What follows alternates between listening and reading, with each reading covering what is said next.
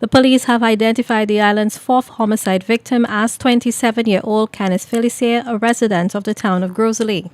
Another male individual shot Felicia on the afternoon of Monday, January 15th in the town along Dauphin Street. A sad end to a life that could have gone differently, says his father and namesake Canis Philip.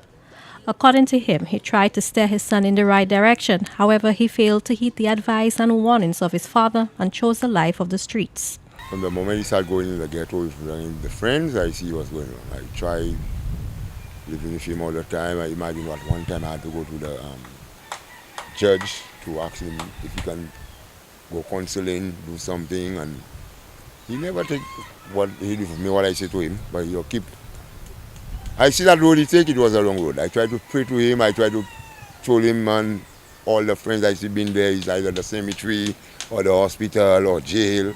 And he don't want to listen, I don't know. He just doesn't want to listen. But what happened to him now is very sad. I feel very sad of what happened. Philip says he is heartbroken over his son's death despite his troubled ways. I'm not feeling good, honestly. No. Especially my wife, she's mashed up. As the owner of a popular riding stable in the north of the island, Philip shared that he had taught his son the ins and outs of the business with the hope of passing it on to him someday. I miss him, but when you see him, you see me. So to me, a banana tree will make a banana. So I would watch him all the time and say, tomorrow I just pray God that he would be a take over. You see, watch what I have for him. So I build a thing where he would follow my footsteps, but he didn't take it. So yeah, but when you see my son, you see my father. The picture of my father. Sometimes I talk to my father and say, my daddy, look your twin. And he'll be laughing, you know. So I don't know where he take that set from, I don't know. So we don't raise like that one.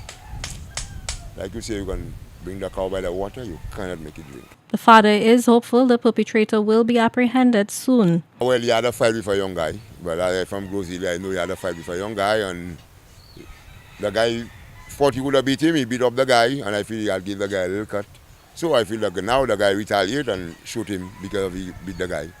And that's what they called me and told me who shot him. The moment I went in the scene, the next minute they called me and tell me he shot the guy shot him because of he beat the guy last week. So that's what happened. So he know himself and he know, I know it's him. He know that.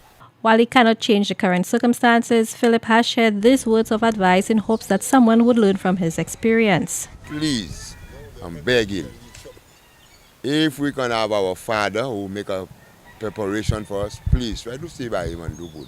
That life we're not reaching anywhere.